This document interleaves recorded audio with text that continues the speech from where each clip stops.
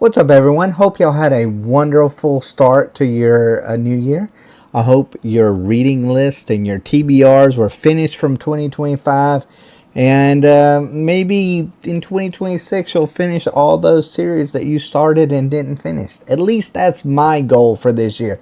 My goal is to not start many new series and just finish the ones that I've started, because I started a boatload of them in 2025 and I hope I can finish them in 2026. That's going to be my goal for this year.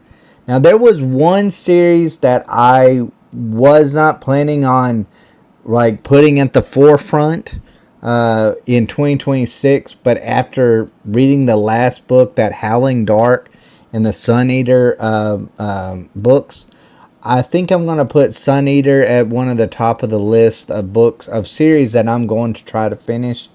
That and the Bloodsworn trilogy, I think that's going to be another one that I'm going to put up there at the very top of ones I'm going to start. But I'm going to read a lot of standalones. I'm going to try a lot of standalone books this year. That way, I'm not feeling like, okay, if I don't like the book, I'm not going to try to just push through it. Because there's a lot of books on BookTube that, it just feels like people are just like, why, just wait till book 2, book 3, book 4. Hey, you have time for all that. Like, how you have time for that? I got children, I got a wife, I got a life. It's hard to read books that I'm not enjoying. And I only DNF'd one book last year. One book. I'm not planning on DNFing any books this year, because that's just the way I am with things. Once I read on page 1, I'm going to finish it somehow, some way. Unless it is just absolutely, unbelievably terrible. And most books are not. It's like they always say with the person, there's always something good about every individual person. There's always something good about every individual book. Except one. And that was the one I DNF'd, and I won't talk about that book because I will go on a rant like no other. I will go on a rant that will be deserving of the name Rants or Us Reads. That is the kind of rant I will go on with that. But let's start on the first book of 2025 that I am really hopeful will be a 5-star read. And that book is Andy Weir's Project Hail Mary. Now, I am reading this book on Audible, and or listening to this book, I guess I should say, on Audible. And I will say this. This book has been absolutely amazing. And, I guess the way that I always gauge 5-star reads are books that you cannot put down. Or I'll start off and be like, you know what, I'm only going to listen to my daily goal of listening to 30 minutes of it, an hour of it, something along those lines. This one, it seemed like every night I'm upset because I'm not getting to read more. And that's always the sign of a great book. And, when I'm asleep at night or when I'm just laying in bed, I'm thinking of this book. It's so weird because I'm not really into apocalyptic books, world ending, those kind of things like that, man up in space by himself kind of thing. That's not usually my cup of tea on things. But I tell you, Andy Weir has made the main character of this so unforgettable and just such an amazing, heartbreaking, overwhelmingly heartbreaking, I guess I should say, story that I cannot wait for this movie to come out. This Project Hail Mary movie, that is going to be a movie that I will be waiting in line to see. I will see that movie probably about 5 to 10 times. I don't even care how it is. I don't even care if it lives up to the book, to be honest with you. I think it'll be one of my next favorite movies. Just like I think this will be one of my all-time great books that I've ever read. I mean, and that, to me, that's high praise, because I am usually very critical when it comes to books, but I can find very little to say about this book that is negative. I really can't. But I mean the dialogue, the story, everything about it is just chef's kiss, perfect. Love every moment of it. Would recommend it to the world. Would scream it to the rooftops of how amazing I think this book is, and how you, as a reader, should give this book a try. Even if you're not into sci-fi, give it a try. I would definitely recommend the Audible version of this. That Audible version, and the guy that they got as the voice, couldn't ask for more. Seems like world-class performance on it. Like, I mean, I'm talking about something that's along the lines of, the First Law kind of books, or something along those lines, where that it's just beautiful. It's just beautiful. I don't want to rant in a good way too much about this. But I mean, it's literally, the Audible version is like Dungeon Crawler Carl good Audible. Like, it's that good. Definitely would recommend. Overall, this was the one that I cannot see how this book, even if it cratered dramatically, worst ending absolutely possible, I don't see how this book could be anything less than a 5-star for me. That's how good it is. That's how good it is. Now, as far as my second read, this is one that I had on my TBR from last year, from January of last year. But I was a new fantasy reader in January of last year. And I did not think, from what I had heard about this book, that I thought I would be doing this book a disservice if I did not, if I didn't wait and hold out. It's kind of like one of those books, they say it's not a beginner type fantasy book. This is a book that I kind of feel like you need to be a seasoned veteran when it comes to reading fantasy to really just get the greatness from this book. I had heard from people that, this was kind of like a historical Song of Ice and Fire. Just without the, the White Walkers and the dragons. It's beautiful. I mean, it's just a wonderful story of King Arthur. I'm disappointed that I didn't get to watch this series while it was on, even though it didn't last very long, which is disappointing in itself, because this book so far has been a really fun read. It has been a really fun read. Now, it did start off a little bit slow. It was about page 70 before I got into it.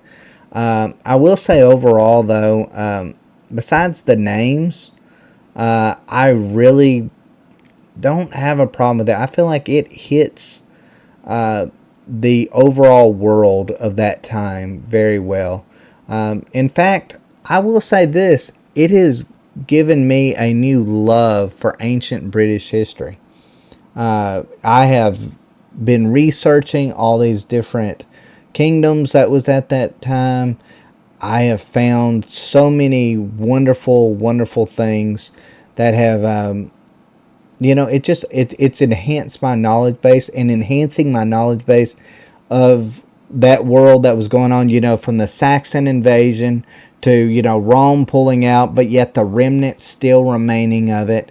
And then, the Celtic people, or the British people, trying to hold on to what last remnants of their old gods, and then this Christian God moving in, and still Roman elements still remaining. There's so many little things that are taking place in this, and then of course when you add the King Arthur story to this, and you make a more lifelike King Arthur. Like, if there was a King Arthur, if there really was a King Arthur, I can imagine him being something very close to this. But it's really, it's a great book.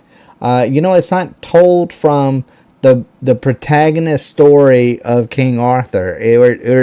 We're not told by a squire or anything like that. We're told by a knight that, is working with King Arthur, and he even tells that he's an unreliable narrator, that there's some things he's embellished and some things he hadn't, which makes the story overall feel that much more realistic.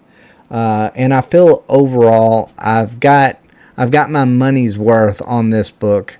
This is a book. Now, this is a book, where I said, with other books, you'll take like a month off, to kind of catch up, to really get your mind off of that series for a little bit, because you get burnt out. By the time you read like 400 or 500 pages of book, you usually are burnt out of it. This is one that I feel like I'm going to read the second book as soon as I get done with the first book. I will have this series finished by April. I guarantee you this series will be finished by April, because I cannot wait to get past this book to get to the second book of this series. That's how good it is. And that's another sign of a great book. Now, will I say it's as good as Project Hail Mary? No. I will not say that, because there's some things that I kind of felt like slowed this book down. One of it, like I said, was the names. Some of it was some of the main characters kind of blending with other ones, kind of disappearing into the background, kind of just fading, just fading to obscurity in some ways. And kind of the disappointment of like not having the whole main cast. You don't get Merlin in it until later on. I kind of feel like that maybe takes a little bit away from this book overall, but I'm about halfway through this book as of right now. I'm hoping that Bernard Cornwell can stick the ending of this book. This is another one that I really think Bernard Cornwell is just such a polished author. I don't see this book failing me in the last part of it. But I'm still kind of iffy. I'm not going to say, it's going to have to really impress me to really enhance my rating from what it currently is and my current mindset with it. I feel like it's just going to be one of those old reliable series. It's going to be just steady as it goes. You're going to enjoy your time with these characters, but it's not going to be like, oh wow, I'm going to, I'm overwhelmed with this new greatest book of all time kind of thing. It has enhanced my knowledge and made me interested in books similar to it, but it is not taken over my life like, I don't know, let's just say Dungeon Crawler Carl has in a lot of ways. But I've enjoyed my time with this book, and this is another one that I would absolutely recommend to someone. I have enjoyed this book dramatically. But overall, let's get to the third book. James Islington's The Will of the Many. Now, I was supposed to have this book finished in December. In fact, I thought I was going to actually have this book finished in December. I thought I was going to finish it the last day of December. That did not take place. And I had just a little less than 100 pages at that point in time. And I thought, well, I'll at least have it finished by the first 2 or 3 days of January. No. I am now currently on the 9th. I guess is when this will be published, and I'm still going. I'm still about 40 pages through with this. This book is like the polar opposite of what I've said Project Hail Mary and the Winter, what is it called? The Winter King is. It is the polar opposite. It started off amazing. I was reading through it. I could not wait to get from chapter to chapter to chapter of it. And then it got about, I want to say about halfway through. And it has been, to me at least, a slog. Especially that, that last part of it, that, you're like, you just got like a fourth of the way done. Left to go in it. And it has not just failed to stick the landing. It is like cratered. Like, this is where it's going. Pew, pew. It's just exploded. It's exploded. I'm not enjoying it. You know what this reminds me of? It reminds me of like the Hunger Games mixed with the first book of Red Rising, and I feel like both the Hunger Games and Red Rising did it so much better than the Will of the Many has. This book has been probably one of the biggest disappointments so far of 2026, which is it's very disappointing because I hear so many great things of it. Like, this is one book that, you hear from every booktuber. It'll change your life. Greatest book of, all time. Maybe greatest, acting like it's some kind of, world-changing book or read. I don't get it.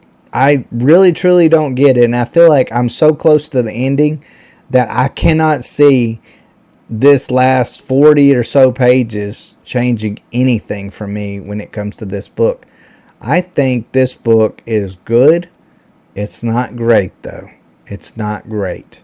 And I hate to say that because I went into this book with such high hopes. And it seemed like at the very beginning, it was going to live up to the hype. But I'm telling you, that last part of it is just been a slog for me. It doesn't make any sense. There's a lot of, I don't know, supposed to be dramatic moments that, really supposed to hit hard, and they just have let me down so much, that it has just cratered my interest in this book. Like, I'm going to finish it, but it's going to be months before I get to the second book. It literally is. It's going to be months before I get to the second book. I'm going to need some time to recollect myself to get myself back into this world, because I'm telling you, this book has drained me towards the very end. This last 100 pages has drained me. Something terrible. But anyway, so let's get on to another book that has drained me and has been, I don't know if this book is more of a disappointment to me than the Will of the Many. It sure is close. It really, truly is close. Susanna Clarke's Piranesi. I have not heard anybody say anything bad about this book. And it's one of those books that has just kind of got me to thinking, there's got to be something wrong with me, because I am not enjoying my time with this book. I'm close to about halfway through with this book so far.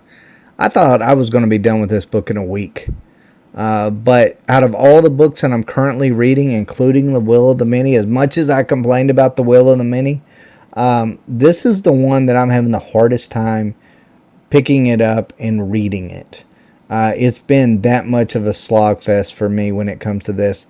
I'm not going to tell you what this book is about, because I've heard so many people say, well, this is a book that going into it, the least you know, the better off. And I would agree with that. I truly would agree with that.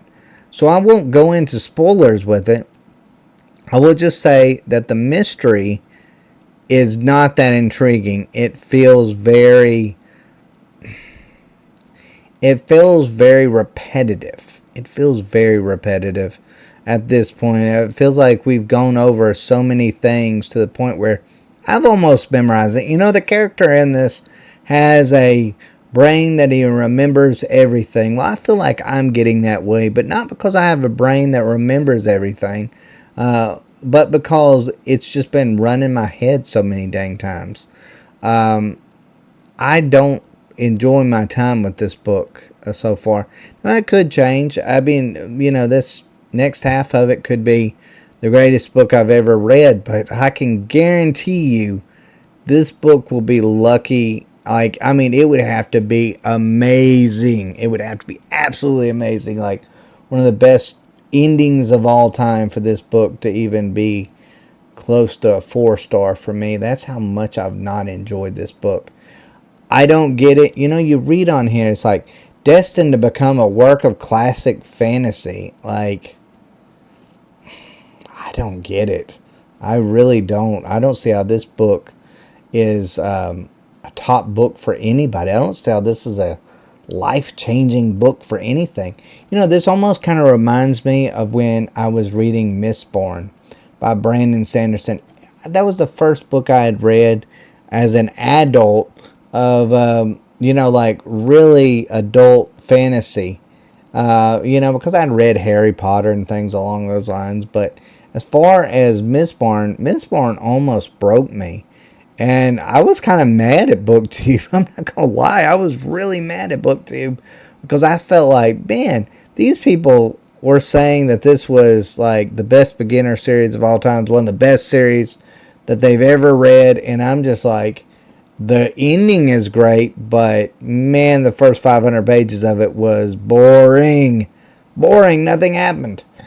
That's kind of the way I am with this book. That's the way I am kind of with this book. And it's such a short book.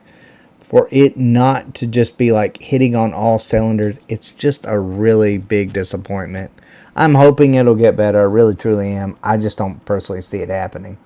Now, as far as once I finish with The Will of the Many and I finish with Piranesi, there's two books that I'm really, really debating about whether or not I'm going to go ahead and start them. They're going to be at least on my February reads. But I'm thinking about starting them early. And one of those is Discovery by J. Minton. Now, this is another book I haven't heard anything bad about. It takes place in the 90s. I'm a 90s kid, so that works for me. Like, that's already a plus. Like, can't get any better with that. And then a spaceship at the bottom of the ocean, the mysteries that come about it. Everything about that just sounds like, that's going to be a definite something that I'm going to be intrigued about.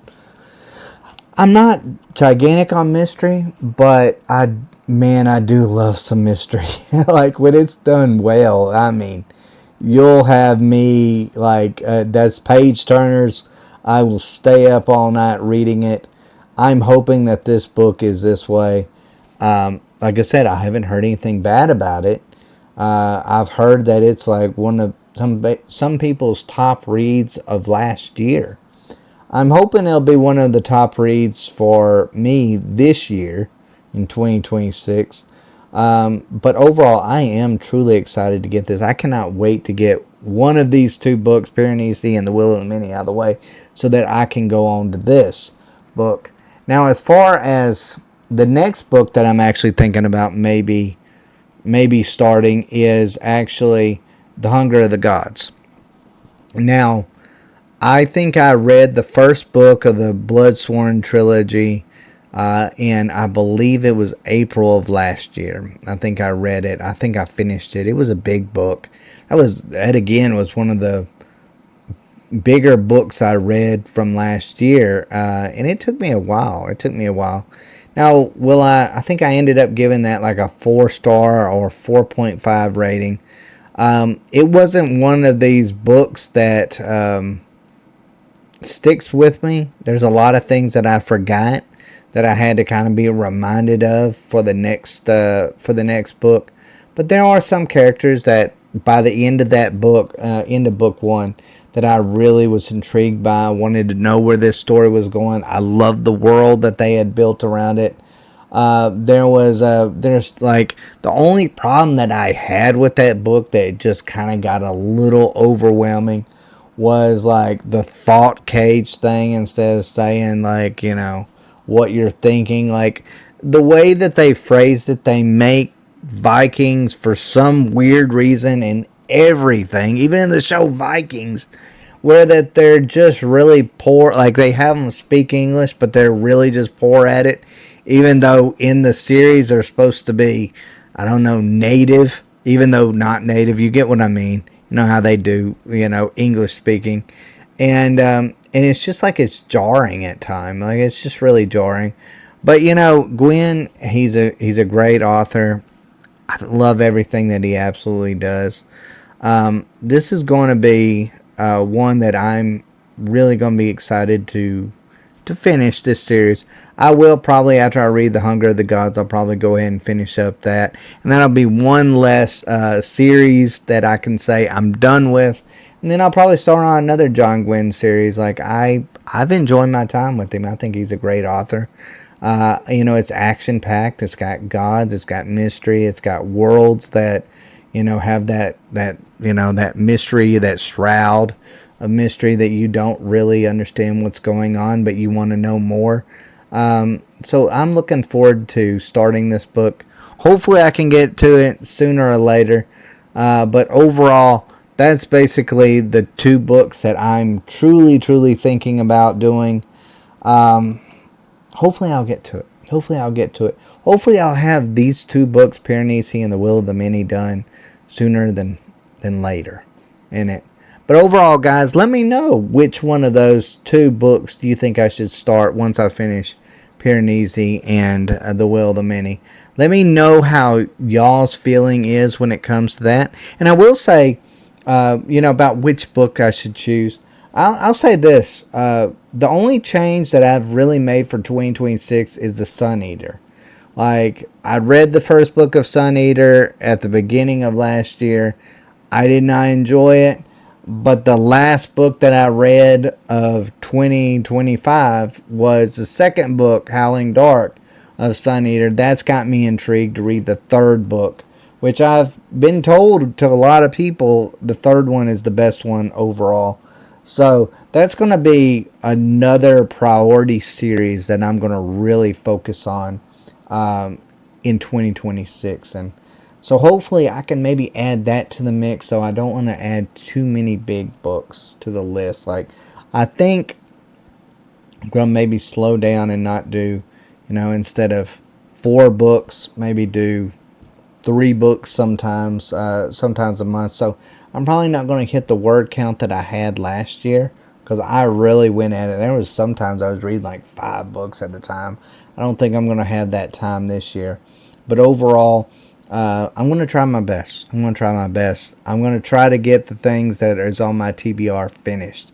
I'm going to make those TBR reads a priority. I'm not going to add to it. I swear I'm not going to add to it this year. I've got it set in stone, and I'm going to finish reading them. But overall, guys, let me know what y'all think. What are books that y'all have on y'all's TBR for January of this year? And what books did you not get to read from last year that's currently priority list for y'all? And between, Discovery and, The Hunger of the Gods, which of those should I choose as the book to start after the current books that I'm reading? Let me know in the comments down below. And as always, guys, thank y'all so much for watching. And y'all take care.